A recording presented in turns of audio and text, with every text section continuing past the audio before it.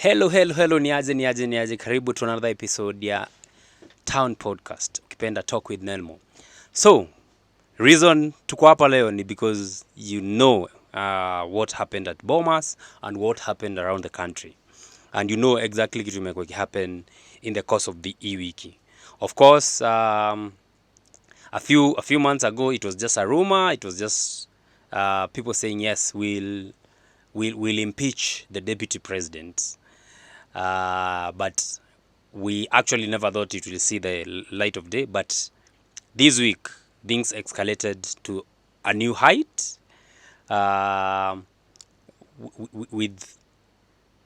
with a motion being tabled in Parliament, and that was just after the president actually did 2 interviews where he was able to talk and really show actually that some of the things zenye yeye na the president wasikizani, because on those interviews I think mulizisikia vizuri sana, and I think the most outstanding one ni ile story ya Ford Foundation. Now of course tunajua tu Gachagua has been amekuwa amesemekana he's one of the people wenye walifanya maandamano yetu, so it's so funny that so if he funded, then he funded the goonism side of it, not side ya the people who really wanted to see change. So hiyo ndio ile kitu imekuwa happen. So this week an MP ni MP wa Kibwezi. Funny thing is that during the interview the deputy president alisema watu wa Rift Valley ndio wanataka kumkimbiza, because actually he was having an interview na media za the Kalenjin stations. But funny thing is that it was not an MP from Mount Kenya or Rift Valley mwenye alikuja kutable the bill. It is this guy that we until that day sikuwa namjua. Mimi nilimsikia for the first time hiyo siku akidini. So ilikuwa ni MP wa Kibwezi. He tabled the bill and all sorts of allegations. I think there are 10 or 12. Not really sure, but najua ziko zaidi ya 10. So all these allegations of how he has earned like he has made 5 billion in the last 2 years, which is very nice. All these hotels na nini. So basically, if that is true, actually that is a very good basis to be impeached. For the first time in Kenya, we'll have a sitting leader being impeached. Actually, I think it's the second time. Nasikia kuna mwingine aliimpeach wakati wa Moi. Can't remember his name. There was and also Saitoti. For those who know Professor Saitoti, the former vice president, he almost got to a point of being impeached, but then he was saved by the KANU team. So say we have Gachagua on the chopping board. And then they said, after it was tabled, they said they'll do public participation, which was happening on Friday 4th October 2024, all over the country. But sasa kitu funny ni everywhere walienda wazee wanasema, actually our president Morara alisema what is good for the head, what is good for the neck is good for the head. 2 is better than 1. That was the motto. So what happened is that kila mahali walikuwa naenda wase walikuwa wasema ukimpeach Gachagua, impeach Ruto, which is something that all of us support. Hata mimi nitasema hiyo. Siku attend the public participation, but the other thing is that at Bomas, so nataka to basically our conversation around Bomas, because a lot happened at Bomas. First of all, mimi nilikuwa najua watu wa Nairobi tunafaa patane KICC. So all of a sudden nilishtukia imechenchiwa to Bomas. So things were there. Actually, I think the first thing niliona ni huo demo aitwa Caro. Alijiita Caro Chebet, lakini tunajua si jina yake. Caro Chebet ni actually ni someone I know from hapa mtaani. And she had a very powerful speech. I think you have seen it. It's trending all over. I hope we'll be able to have a conversation with Caro one of these days at TaWN Podcast, because tunasema I talk with Nelmo. Naweza taka kujua what adrenaline ilikuwa kwa mwili yake akibonga, because sijaiona. Actually it's the first time nimesikia akipeana point ile yenyewe iko saidia wa Kenya. So nafurahia sana. So I would really want to have a conversation with Caro. And then Morara Ali drive in. He was received very well. It was hard for him to be able to access the podium mahali the MPs were sitting. So ali struggle sana akizunguka. So he only got access through where people were sitting. And then he went very well, akaenda akakaa chini. Then I think there was this time. I'm not really sure what happened because I think I missed some of what happened. But I know something happened whereby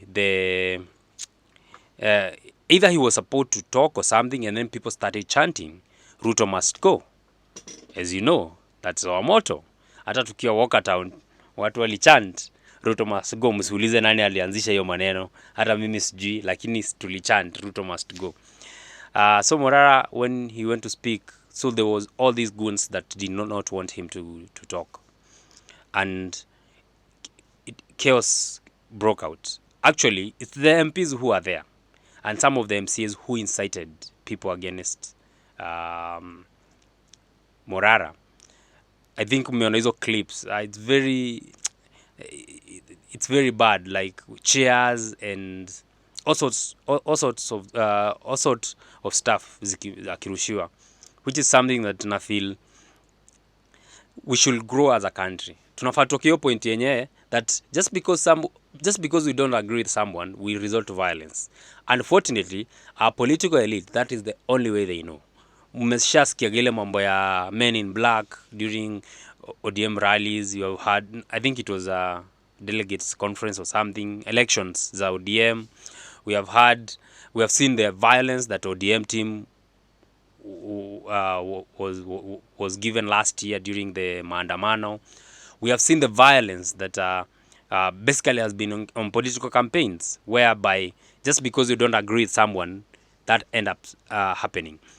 So unfortunately, Morara alipigwa sana and he had to be whisked away, and najua ako hosi. So it's a very sorry state. Funny thing najiuliza, yani someone who has been on the forefront fighting for Kenyans' rights, tuko hapo tunamfanyia ile kitu alifanywa. Kusema tu kweli, like Kenyans, yani ule mse mwenye ako forefront atupiganie, yeye ndo tunaamua yani to inflict all that kind of harm to. Yeah, so that is that. And then now we had the funny thing is that your tomboya, your current tomboya, Kasamuel alikuwa stage. So mpaka nilikuwa nashindwa how did Kasamuel end up being on the podium where the waheshimiwa were sitting, but then Morara could not access it. And the only thing that explain, people don't like people who talk the truth, and mostly politicians hawapendi watu wanasema ukweli, because Morara will always inject kama kawaida. By the way, we are waiting for where we sign up being part of the party. What I did last year, and actually I can tell you Kenyans na any youth, kama wewe already uliekwa kwa chama fulani, you can actually go on Registrar of Political Parties website, and you can actually resign from the party that you are located. So that is the best way ya to make sure now the Inject Party tunaanza ku sign up, because also Inject Party needs members, because if all of us can be part of the Inject Party, the 7 million or the 10 million or even the 40 million Kenyans or 50 million Kenyans, then it means now that becomes. And the most important thing is that najua there's so many issues. There are people who have wrangles. There are people who feel bad that they're not where Morara is. But kitu nasema is that for the first time, we have an alternative. Sika hiyo time ingine. In the last election, actually, it was it's either the duck or the goose. Because Baba, Ruto. Baba, with what he has done, at the end of the day, I don't see any difference. Because kama sahi, he's not talking. We can't hear anything about him. Amekuwa kirole the president all over. It means that it didn't matter who became the president. Although it would have mattered. Kitu kitu poa with the duo mostly side ya baba, I think it's Mother Karua, who has stood by Kenyans. Yeye ameamua ni aje, mi hakuna venye nitaingia side ya gava. So Morara sahi ako hosi. Things are not good, but I think the most important thing is just make sure that we give this guy security.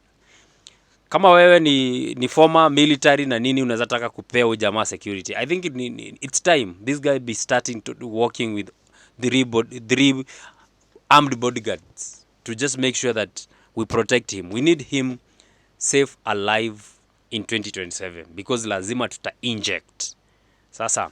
So basically hiyo ndio ile kitu imekuwa kihappen, and ni kitu mbaya mazee, ni kitu mbaya, si picture poa, niko sure even international it's not a very good picture.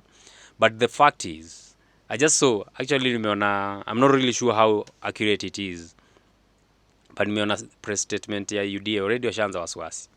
So to tell you the truth, I don't think Gachagua will be impeached. I think on Tuesday when the MPs go back to parliament, a lot of them who even signed on the motion will either abstain or not attend parliament, ama they'll vote against impeaching Gachagua. The other good thing is that if Gachagua goes, then it becomes easier for us to remove Ruto. So all in all, gusi ya nani already cooked. Na kitu ingine mimi naweza sema tu, niko sure sahi Gachagua aki survive this, it won't be easy. It won't be easy, not only for him but also for the government. How? Because things zitakuwa tofauti. Niliona kuna mtu alisema kama mtu bibi ya president ni pastor, bibi ya deputy president ni pastor, lakini hawaezi sikizana. Sasa hawa watu wameokoka na sisi watu hata wokovu ilikataa kuingia, kutaenda aje? Yeah. But so that's it from this side of how things are. Things are boiling nicely, and we hope they'll continue boiling, and Ruto must go chant have to continue. Talk with Nelmo. Kipenda, talk with Nelmo. Make sure you like, subscribe, comment, share as we grow. Yeah, so for us, the community at Talk with Nelmo, tunaitana aje? Bontao, the towners. Niambieni jina gani fiti? Towners, Bontao haita sound poa juu kuna watu si watao, kuna watu waocha. So kuna haja tuseme Bontao. So wacha tuseme the towners. So itakuwa tu the towners. Yeah, until next time, Nelmo Newsong over here. Talk with Nelmo.